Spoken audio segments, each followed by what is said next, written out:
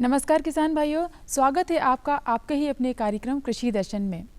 व्यवसाय कोई भी हो, उसमें मेहनत, लगन और जानकारी का अभाव आपकी सफलता को कम कर देता है। इसी तरह कृषि कार्य भी है।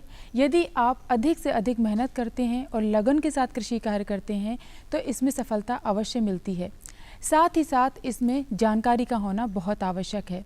जी हाँ किसान भाइयों, इसीलिए हमारा कार्यक्रम है आपके लिए हम हर बार समय रहते कृषि संबंधी ढेर सारी जानकारियाँ लेकर उपस्थित होते हैं और आपको देते हैं खेती किसानी की बहुत सारी जानकारियाँ।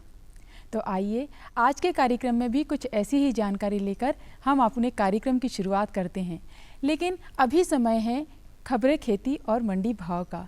तो चलिए कार्यक्रम की शुरुआत करते हैं समाचारों से।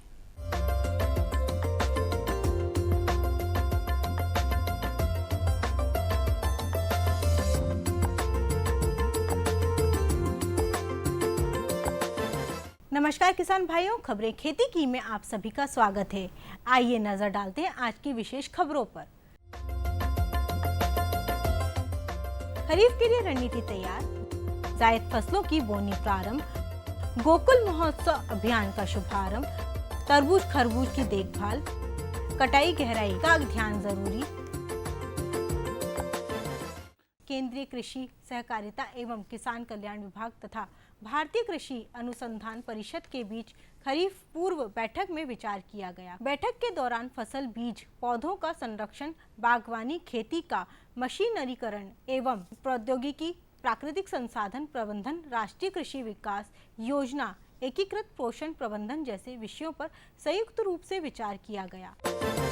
जायद में तीसरी फसल के रूप में सबसे अधिक मूंग का रकबा बढ़ रहा है। जायद की अन्य फसलों में उड़द, मूंगफली, मक्का एवं कुछ क्षेत्रों में ग्रीष्मकालीन धान भी लगाई जा रही है।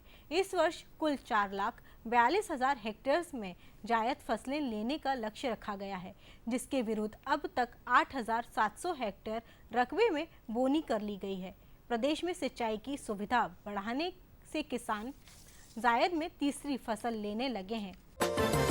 मध्य प्रदेश के पशुपालन मंत्री श्री अंतर सिंह आर्य ने गत दिनों गोकुल महोत्सव के द्वितीय चरण का शुभारंभ बड़वानी जिले के ग्राम पलसूद में किया। श्री आर्य ने गोकुल पुरस्कार योजना में प्रदेश स्तर पर सर्वश्रेष्ठ चयनित गायों के पालकों को योजना राशि के चेक एवं प्रमाण पत्रों का भी वितरण किया। ग्रीष्मकालीन में तरबूज खरबूज की बहुउपयोगी फसल को बचाने के लिए हर संभव प्रयास किया जाना चाहिए। इस फसल में फल मक्खी नुकसान पहुंचाती है, जिसे बचाने के लिए किसान भाइयों को सतर्क रहना चाहिए। फसल में गुड़ाई करते रहें ताकि भूमिगत शाखाएं बाहर आकर नष्ट हो जाएं। भूमि पर पड़े फलों को उल्टा पुल्टा करते रहें। फसल काटने से पहले देखें दलहनी तिलहनी फसलों को कम से कम नीचे से 25% पत्तियां झड़ गई हों तथा अनाज फसलें जैसे गेहूं में पत्तियां सूख गई हों, तने एवं बाली का रंग पीला हो गया हो। पौधा परिपक्वता पर जब 75% फलियों या बालियां पीली पड़ जाए तब फलियों को काटना चाहिए ताकि फलियां चटकने से बच सके। तो किसान भाइयों, आज के लिए सिर्फ इतना ही।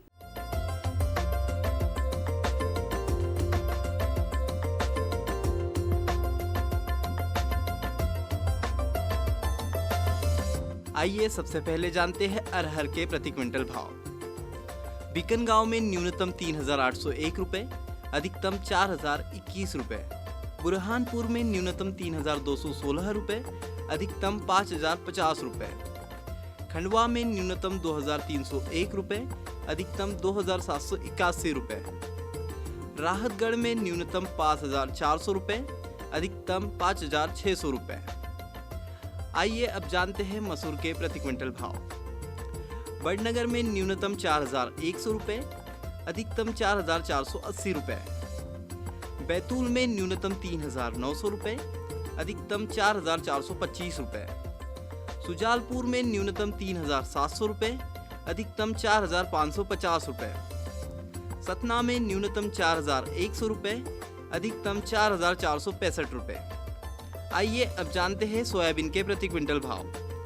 खरगोन में न्यूनतम 2,600 रुपए, अधिकतम 2,690 रुपए। काला पीपल में न्यूनतम 2,700 रुपये, अधिकतम 2,950 रुपये। नीमच में न्यूनतम 2,500 रुपये, अधिकतम 2,880 रुपये। छिंदवाड़ा में न्यूनतम 2,200 रुपये, वही अधिकतम 2,733 रुपये रहा।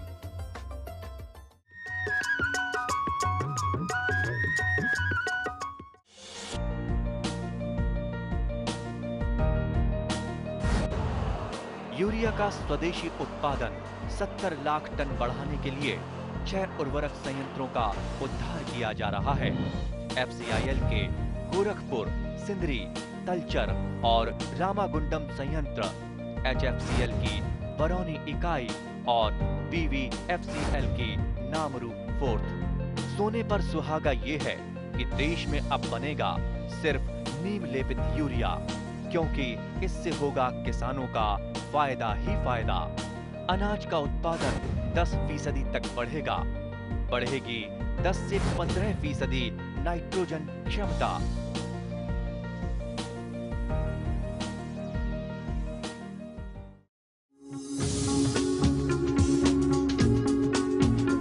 कश्मीर से केरल, अरुणाचल से गुजरात, कहानी जिंदगी की हो या खेती की हो बात, देश के हर रंग की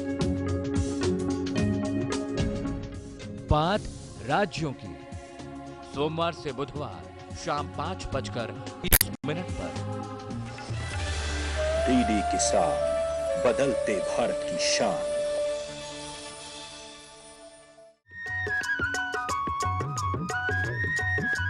यदि आपके पास औरों से कुछ अलग करने की क्षमता है तो आप मुर्गी पालन से बहुत अच्छा व्यवसाय कर सकते हैं और करोड़ों कमा सकते हैं, जो कि हमारे ही देश में कई किसान कर रहे हैं। किसान भाइयों, आज समय है गर्मी का और इस समय कुक्कुटों की देखभाल करना बहुत आवश्यक है। उनकी टीकाकरण कैसे किया जाए, साथ ही उनके स्वास्थ्य का ख्याल कैसे रखा जाए, उन्हें गर्मियों से कैसे बचाया जाए, बहुत सारी जानकारियाँ होती हैं जिससे कि आप उनकी देखभाल अच्छी तरह से कर सकते हैं और उनसे लाभ ले सकते हैं। जी हाँ किसान भाइयों, यही है विषय आज के अंक का। तो चलिए इसी विषय पर चर्चा करते हैं हमारे विशेषज्ञ डॉक्टर अभिजीत शुक्ला से।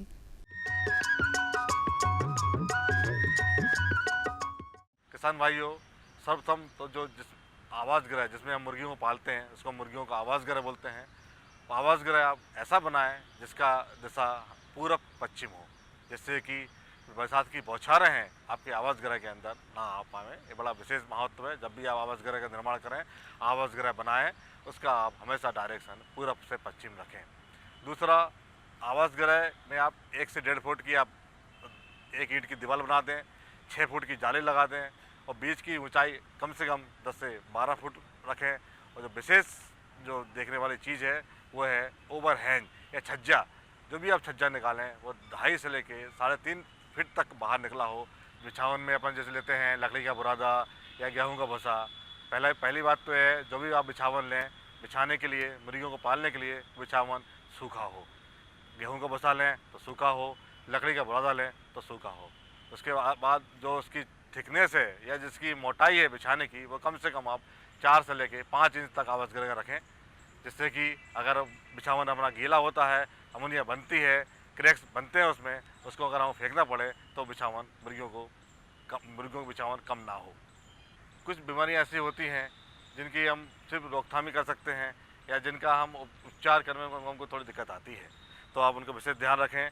जैसे हम जो मुर्गी का आहार दें किसान भाइयों, उस आहार में एक जो बीमारी होती है जिसको बोलते हैं हम खूनी दस्त या काकसिडियोसिस, उसकी रोकथाम के लिए उसकी दवा जो कि हमारे स्थानीय बाज़ार में उपलब्ध रहती है, वो आप कुक्कुट आहार में उनको मिला के किसान भाई अवश्य दें।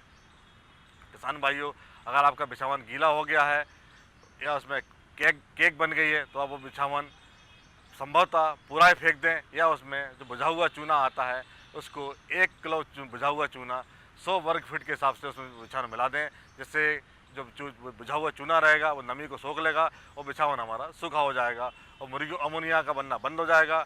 मुर्गियों को कोई बीमारी संभावना काफ़ी कुछ कम हो जाएगी। किसान भाइयों, मुख्य बीमारी होती है उसको हम बोलते हैं खूनी दस्त या काकसिडियोसिस। इस बीमारी से हमें अपने पक्षियों को बचाना है। इसके लिए पहले आपको जैसे आपको बताया मैंने, इसका उपचार भी है, लेकिन रोकथाम अगर करें तो रोकथाम उपचार से बेहतर होता है। रोकथाम के लिए हम अगर आपके पक्षी या आपके जो पाले हैं पक्षी आपने, उनकी आयु 21 दिन की हो चुकी है, तो इनके पीने के पानी में एक जो दवा आती है, इस रोग की रोकथाम की दवा आती है जो हमारे स्थानीय बाजार में उपलब्ध रहती है, उस दवा को आप पानी में मिला के पिला दें। 21 दिन जब उनकी आयु हो जाती है, 5 दिन तक उसको पीने के पानी में, जो हम पानी पक्षियों को पीने के देते हैं, उस पानी में दवाई है इसकी काक्सीडोसिस या खूनी दस्त की दवाई जो बाजार में मिलती है, उसको मिलाकर 5 दिन आप अवश्य दें, जिससे बीमारी का आने का काफ़ी संभावना काफ़ी कम हो जाती है। अगर किसान भाइयों बीमारी आ ही गई है, बीमारी के जो लक्षण होते हैं, जो प्रमुख लक्षण होते हैं किसान भाइयों, आप भी देख के पहचान सकते हैं। जो मुर्गियां जो बीट करती हैं, जिनको दस्त बोलते हैं, वो लाल रंग के दस्त होते हैं, इनमें बिल्कुल सुर्ख लाल रंग के दस्त होते हैं। अगर हम मुर्गी को खोल के देखें या मुर्गी की हम चीर फाड़ करें, तो जो उसकी जो आंतें होती हैं, छोटी आंत और बड़ी आंत दोनों फूली रहती हैं, गुब्बारे जैसी फूल जाती हैं, उसमें खून भरा होता है। आप आसानी से पहचान सकते हैं इस रोग के बारे में। मुर्गियों के लक्षण देख के मुर्गियाँ सुस्त भी हो जाती हैं, पंख लटकाकर बैठ जाती हैं, हिलाने पे ही मुर्गियाँ हिलती हैं, पतले खूनी रंग के दस्त करती हैं, दाना खाना बंद कर देती हैं, पानी पीना भी काफ़ी कुछ कम हो जाता है इनका, और मुर्गियाँ मरने लगती हैं। अगर आप सही समय पे सही उपचार नहीं करेंगे तो काफ़ी संख्या में मुर्गियाँ मर जाती हैं।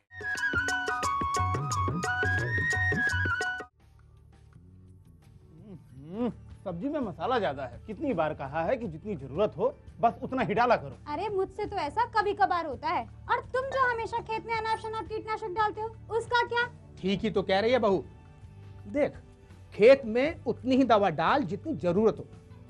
याद रखो, कीटनाशक जहरीले होते हैं। डिब्बे पे लिखी सूचना के हिसाब से ही दवा डालनी चाहिए। पहले फेरोमोन ट्रैप, फ्लाइट ट्रैप, मित्र कीट, जैविक कीटनाशक आदि का इस्तेमाल करें। जरूरत पड़ने पर ही रासायनिक कीटनाशक का इस्तेमाल करें। छिड़काव सुबह या शाम दस्ताने, मास्क और पूरी आस्तीन वाले कपड़े पहनकर करें। हवा की दिशा में छिड़काव करते हुए पीछे जाएं। दवा के डिब्बे, छिड़काव यंत्र सुरक्षित जगह पर रखें। अब कुछ समझे क्या? हाँ, समझ गया मेरी रानी। अब ना करो नादानी। इसने पिला दिया ना तुझे पानी।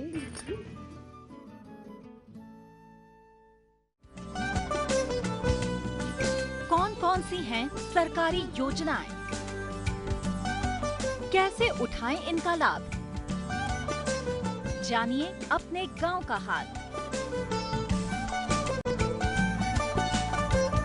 देखिए चौपाल चर्चा, सोमवार से शुक्रवार सुबह 9 बजे। डीडी किसान, बदलते भारत की शान।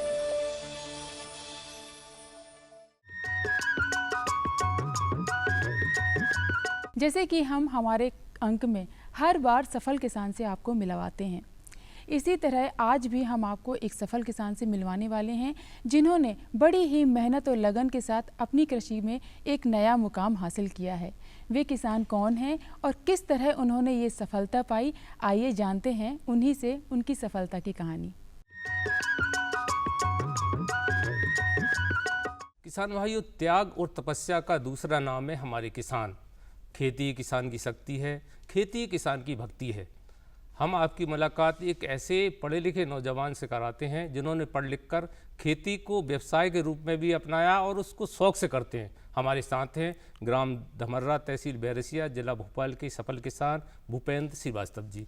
भूपेंद्र जी, आपका कार्यक्रम में स्वागत है। अब बताएं कि आप खेती किस ढंग से करते हैं और इस समय कौन कौन सी फसल आपके खेत में लगी है? अभी मुख्यतः मैंने सब पूरी ज़मीन में गेहूँ ज़्यादा बोया है और थोड़े से हिस्से में सब्जी भी लगाई है। जी, सब्जी इसलिए भी कि एक तो डेली आवक होती रहती है, पैसा डेली आता रहता है, और बाकी मुख्य फसल में गेहूँ अभी मैंने पूरे ज़मीन में बोया हुआ है। गेहूँ के बारे में बताएं कि आपके गांव और पूरे प्रदेश में, आपके गांव से पता लग जाएगा गेहूँ की कैसी खेती। हम गेहूँ की उन्नत किस्मों का तो चयन करते हैं। बीज के लिए इस बार हमने 322 किस्म का चयन किया है। 322 पूरे खेत में गेहूँ बोया है। वो पहले गहरी जुताई करने के बाद पलेवा किया, उसके बाद जो सीड ड्रिल की जो पासे होते हैं उनको थोड़ा सा दूर किया, करीबन 1 इंच का हम अंतर लाए हैं, ताकि गेहूं में हवा पर्याप्त जाती रहे, सूर्य की रोशनी पूरी मिलती रहे। और ज़्यादा घना गेहूँ हो जाता है तो भी नुकसानदेह होता है, क्योंकि जब कभी मावट आती है तो हवा चलती है तो पूरा गेहूँ आड़ा हो जाता है। बिल्कुल सही, उससे भी बचत होती है उस गेहूँ पे। और फिर पानी को बचाने के लिए हमने स्प्रिंकलर लगाया, ताकि हम कम समय में ज़्यादा पानी गेहूँ को दे सकें, और उसका नतीजा भी सामने आता है। कम लागत में अच्छा उत्पादन हमारे पास मिलता है। पिछली बार भी यही किया था, इस बार भी ऐसी उम्मीद है अच्छा। पिछली बार आपने जब किया था तो उतनी जमीन में आपने कितने गुना काटा था, अर्थात कितना बोया था, कितनी लागत आई, कितना पैदा हुआ? एक जो प्लॉट है हमारा खेत का वो है 7 एकड़ का, उसमें हमने 6 कुंटल 40 किलो बीज बोया था जी। और उसमें जो उत्पादन हुआ वो 172 कुंटल गेहूँ हमारे उत्पादन आया था, 172 कुंटल गेहूँ, जिसमें हमने हर 2 बार खाद दिया था। लेकिन उसके पहले हमने गोबर की जो देसी खाद होती है वो पूरे खेत में छिड़काव करवाया था। इसके बाद पलेवा किया था, फिर बोनी हुई थी। तो उस देसी खाद की वजह से और स्प्रिंकलर से जो पानी जाता है उससे खेत में लंबे समय तक नमी बनी रहती है। खाद जो मिट्टी गोबर रहती है वो बहुत समय तक ठंडा ही देता है गेहूँ को। वो गेहूँ को जितनी ठंडक मिलेगी फसल उतनी अच्छी। किसान भाइयों, आप देख रहे हैं और समझ रहे हैं, अगर आप गोबर की खाद डालेंगे तो उसमें जल जो रहता है, हम जो सिंचाई करते हैं तो वो नमी काफ़ी दिनों तक वो संचित रहती है उस खेत में। एक फ़ायदा तो ये नज़र आ ही रहा। जबकि अगर रासायनिक अगर आप खाद डालते तो रासायनिक भी डाल सकते हैं, लेकिन उससे पानी जल्दी से पानी सोख लेता है और जमीन की उर्वरक क्षमता धीरे धीरे कम होती जा रही है। भाई जो एक उत्पादन क्षमता है देख रहे हैं, ह्रास तो हो ही रहा है जमीन में। रासायनिक खादों से बहुत नुकसान हो रहा है। अगर हम उसके बजाय जैविक खेती, जैविक खाद का उपयोग करें तो इससे पानी की भी बचत है, लागत भी बहुत कम आ रही है, उत्पादन ज़्यादा मिल रहा है। इस साल आपको गेहूँ, आपकी जो आपके पास भूमि है उसमें कितना होने की संभावना है? कम से कम 200 से 250 कुंटल की संभावना दिख रही है। मेहनत अच्छी कर रहे हैं आप जी। अब सब्जी के बारे में बता रहे थे, तो सब्जी आप कहाँ बेचते हैं? कौन कौन सी सब्जी आप पैदा करते हैं? सब्जी में भटे, टमाटर, मटर, ये शुरू किया है इस बार लगाना मैंने। तो तोड़वा के सीधे भोपाल लाते हैं। भोपाल पास पड़ता है, भोपाल शहर। भोपाल के जो हाट मार्केट है उसमें दिन में नीलाम करवा देते हैं। भूपेंद्र जी, आप पढ़े लिखे नौजवान हैं, आप जैसे जो पढ़े लिखे नौजवान कार्यक्रम को देख रहे हैं, उनको आप क्या कहना चाहेंगे खेती के बारे में? तो यही कि दूसरे की नौकरी, प्राइवेट अगर गवर्नमेंट नौकरी नहीं मिलती है, दूसरे की नौकरी करने से बेहतर है कि खुद की खेती को लाभ का धंधा बनाए। बहुत अच्छा काम है। पर जैसे खेती में तो मटमेला भी होना पड़ता है और लोग उसको घृणा करते हैं किसान, तो भाई किसान ऐसे ही रहता, ठीक से नहीं रह पाता। तो ऐसे में आपकी क्या राय है? नहीं सर, देखिए कुछ भी काम करने के लिए थोड़ा तो मेहनत करनी पड़ेगी, लेकिन इतना भी नहीं है। ऐसा कुछ नहीं रहा। आजकल आधुनिक मशीनें हैं, बहुत अच्छी मशीनों से कम समय में ज़्यादा काम लिया जा सकता है। बस बेहतर हो, व्यवस्थित हो, मैनेजमेंट हो। मैनेजमेंट जो मैनेजमेंट ऑफिसों में या कहीं चलता है वो मैनेजमेंट खेती पर भी लागू होता है। अगर मैनेजमेंट करके अच्छा मैनेजमेंट हो तो पानी, सिंचाई, कटाई सब कुछ व्यवस्थित हो सकता है, कम समय में कम लागत। सच मानो तो खेती अब वो खेती नहीं रही, खेती अब एक लाभ का धंधा बन गया है। आधुनिक मशीनों से आप खेती करें, आप उस खेती को प्रबंधन ठीक से करें। अगर आप प्रबंधन से ठीक से करेंगे, और खेती नहीं कोई भी काम अगर आप मैनेजमेंट अच्छा करेंगे तो उसका परिणाम अलग ही हटके होता है। भूपेंद्र जी, आपने सही मानों में एक अच्छे सफल किसान के रूप में हमें जानकारी दी, आपको बहुत बहुत धन्यवाद। और हम उम्मीद करेंगे कि आप आसपास के किसानों को भी अपनी राय से अवगत कराएंगे। तो किसान भाइयों, ये थे एक सफल किसान। जरूरी है कि आप इनसे प्रेरणा लें। नमस्कार। न रुकेगा तू, न झुकेगा तू, कमर कस और सीना तान ले, एक बात बस गांठ बांध ले, बदलाव की तान साध ले। हरियाली खेतों में झूमेगी, खुशियां तेरे कदम चूमेगी। कुछ सीख नया, कुछ सिखा तू, है फौलादी दिखा तू, कमर कस और सीना तान ले, एक बात बस गांठ बांध ले, बदलाव की तान साध ले।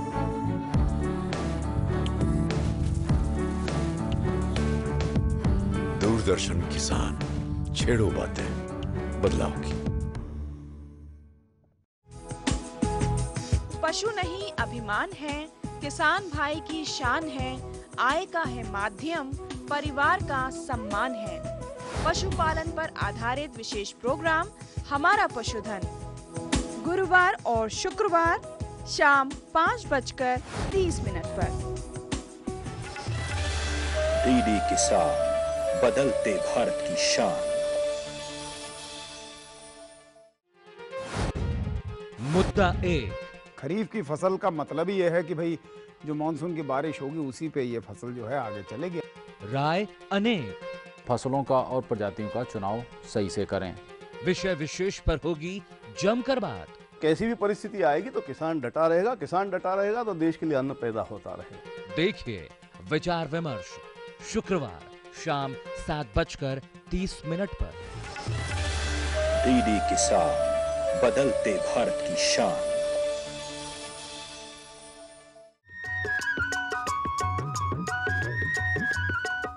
तो देखा किसान भाइयों, किस तरह कुक्कुटों की देखभाल की जा सकती है और साथ ही साथ उनसे बहुत अधिक लाभ भी लिया जा सकता है। आज का एपिसोड आपको कैसा लगा, आप हमें अवश्य बताएं। कार्यक्रम में दी गई ऐसी ही जानकारी लेकर हम हर बार आपके साथ उपस्थित होते रहेंगे और साथ ही नई नई जानकारियाँ लेकर किसानों से मिलवाते रहेंगे। ऐसी ही जानकारी अगले अंक में हम फिर देंगे। तब तक के लिए मुझे आज्ञा दीजिए। नमस्कार।